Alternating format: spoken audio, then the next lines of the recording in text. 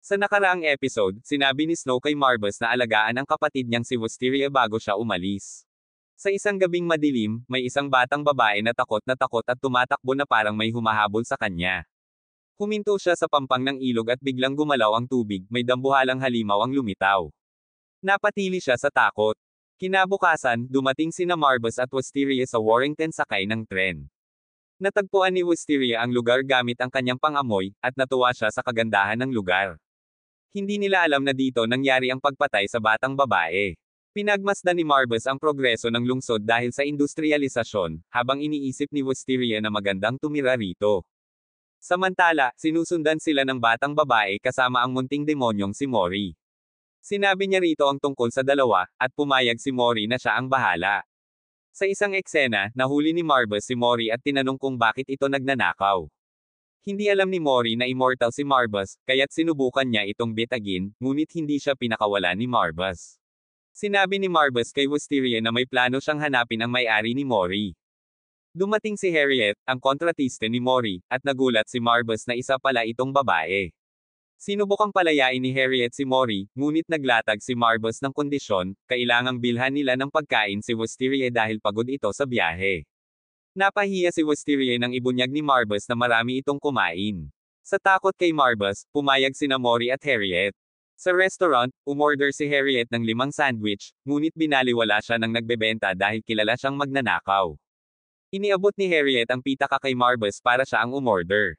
Nilapitan niya si Wisteria, at nagsimula silang mag-usap ng masaya.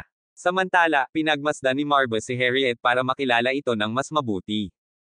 Kinagabihan, sinabi ni Marvus kay Wisteria na aalis sila kinabukasan. Nagulat si Wisteria dahil kaka-rating lang nila. Ipinaliwanag ni Marvus na hindi niya gusto ang lugar at gusto niyang iwasan ang gulo. Nalungkot si Wisteria sa balita ngunit natuwa nang sabihin ni Marvus na pupunta sila sa bahay ng isang kaibigan niya. Naging curious siya at excited na makilala ang kaibigan ni Marvus. Narinig ni Mori ang plano nilang pag-alis at nagliwanag ang mga mata niya, nag-iisip ng plano. Kinaumagahan, habang nagbabasa ng dyaryo si Marvus tungkol sa isang pagpatay malapit sa ilog, bigla siyang nanghina at hindi makagalaw. Nabahala si Wisteria sa kondisyon ni Marvus at nag-alok na maghintay ng isa pang araw bago sila umalis. Kumikilam ang sikmura ni Wisteria ngunit tinatago niya ito. Dumating sina Mori at Harriet. Sinabi ni Harriet na nagpunta sila dahil pinilit siya ni Mori. Nais ni Marvus na huwag na silang kausapin, ngunit narinig ni Harriet ang sikmura ni Wisteria at nagsimulang tumawa. Sinabi niyang bumili sila ng pagkain, kahit wala silang pera. Ibinunyag ni Mori na pagod na rin si Marvus, kaya nagdesisyon siyang maging host nila. Wala nang tutol si Marvus dahil gutom na si Wisteria, at kailangang alagaan ito. Lumabas sina Mori at Harriet kasama si Wisteria para mamasyal. Sinubukan siyang himukin ni Mori na maglakad, at sinabi niyang hindi sila dapat mag-alala dahil hindi nakikita ng mga tao ang mga demonyo. Masaya si Wisteria sa kanilang oras na magkasama at nagpasya siyang ibahagi ang kanyang pinagdadaanan. Ito rin ang unang beses na lumabas siya nang wala si Marvus mula nang magkasundo sila. Bumalik ang alaala ni Wisteria sa mga banta ni Marvus kay Mori at Harriet na kung may mangyari sa kanya, papatayin niya sila. Nakatali rin ang pulang buhok ni Marvus sa daliri ni Wisteria upang malaman niya kung nasa panganib ito. Sa kasalukuyan, pinasyalan nila ang museo at parke. Nagdala si Harriet ng pagkain para kay Wisteria, na nag-enjoy sa kanilang company. Dinala rin nila siya sa ilog kung saan naganap ang mga pagpatay, ngunit hindi alam ito ni Wisteria. Humingi ng paumanhin si Harriet, ngunit nagpatuloy si Mori sa plano niya. Habang nag-uusap, ibinahagi ni Harriet ang kanyang kwento tungkol sa pakikipagkasundo kay Mori. Naging magnanakaw siya matapos mamatay ang kanyang mga magulang. Isang araw, nahuli siyang nagnanakaw at binugbog, ngunit dumating si Mori at nag-alok ng kasunduan, ibibigay niya ang kanyang kaluluwa pagkatapos niyang mamatay, at tutulungan siya ni Mori. Naiisip ni Wisteria na pareho ang kwento nila, dumating si Marvus sa buhay niya at iniligtas siya sa hirap. Nabigla si Wisteria nang marinig si Mori na gustong iwan siya sa ilog para si Marvus na ang susando. Nagmakaawa si Harriet na huwag itong gawin. Biglang gumalaw ang tubig at lumabas ang halimaw na naghanap sa batang babae. Sa bahay, nagising si Marvus dahil nagliwanag ang pulang buhok na nakatali kay Wisteria. Tumakbo siya para iligtas ito. Tinangka ng halimaw na abutin sina Harriet at Wisteria, ngunit isang bala ang tumama dito at tumigil ito sa pag-atake. Lumabas ang dalawang misteryosong tao mula sa Sword Cross Knight, isang samahan na nangangalaga sa mga demonyo. Sinabi nilang ang halimaw na ito ang salarin sa mga pagpatay sa lungsod.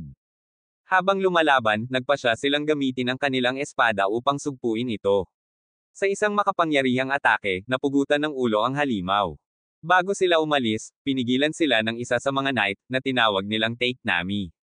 Napansin niyang bulag si Wisteria ngunit naramdaman niya ang napakalakas na enerhiya mula rito. Inakala niyang demonyo si Wisteria at handa na siyang atakihin ito nang biglang lumitaw ang isang malakas na hangin na sumire sa kanyang espada. Kinabahan si Take Nami, napagtanto niya mas malakas pa ang demonyo sa inaasahan niya. Humingi ng paumanhin si Marbus kay Wisteria dahil nahuli siya sa pagdating. Napagtanto rin ni Take Nami na si Marbus ang tinatawag na red-haired monster, at napakalakas nito. Pinipigilan siya ng kasama niyang babae na huwag nang makipag-away, pero hindi siya nakinig at inatake si Marbus. Ngunit niyanig ni Marbus ang lupa, dahilan para bumagsak si Miss Kate at magtamo ng matinding sugat.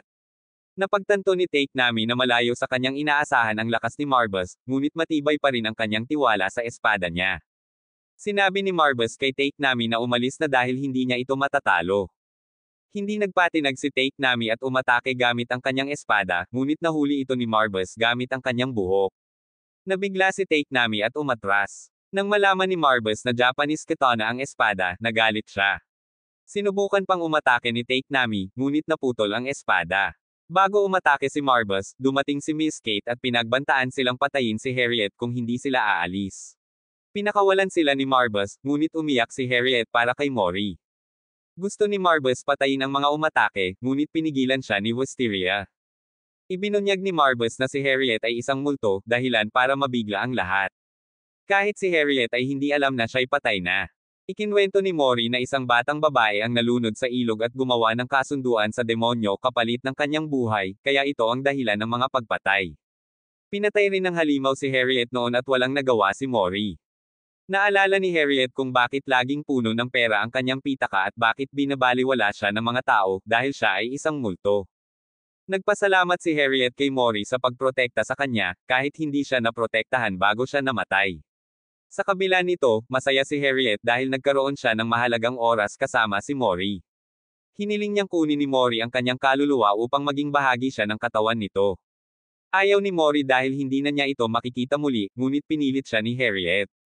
Inamin ni Harriet na si Mori ang nagbigay sa kanya ng tunay na kahulugan ng buhay. Yamakap si Harriet kay Mori bago siya tuluyang mawala. Naiwan ni Mori ang sombrero ni Harriet at bumalik kay Wisteria, na umiyak dahil naalala niya ang kanilang sitwasyon.